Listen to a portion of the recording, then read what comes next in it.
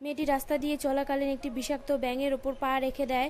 তার কারণে মেয়েটির পায়ের অবস্থা এরকম হয়ে যায়। সে তৎক্ষণাৎ হাসপাতালে যায় এবং যেভাবে তার ট্রিটমেন্ট করা হয়, একটি ধারালো ব্লেড নিয়ে ড্রাই স্কিনগুলো ভালোভাবে কেটে ফেলা হয়।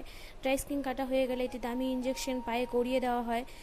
ইঞ্জেকশন করা হয়ে গেলে এবার আবারও একটি ধারালো ব্লেড নিয়ে এই ড্রাই স্কিন কেটে ফেলা হয়। ড্রাই স্কিন কাটা হয়ে গেল, একে একে এই ফোড়াগুলো ফুটো করে দিয়ে ইয়ারবাড দিয়ে পুঁজ বের করে দেওয়া হয়। দেখো কত বিষ জমে রয়েছে, সেই বিষগুলো একে একে বের করে দেয়।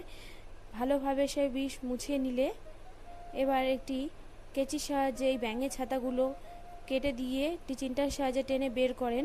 সেখানে একটি দামি ক্রিম লাগিয়ে দেন। ক্রিম লাগানো হয়ে গেলে এবার দুটো তুলো লাগিয়ে দিয়ে কিছুক্ষণ অপেক্ষা করার পরে সেখান থেকে তুলো সরিয়ে নেওয়া হয়। এবার ব্যান্ডেজ করিয়ে দিলে একটি রেজারের মতো মেশিন দিয়ে পায়ে কিছুক্ষণ ম্যাসাজ করলে পা পুরোপুরি মেয়েটির সুস্থ হয়ে যায়।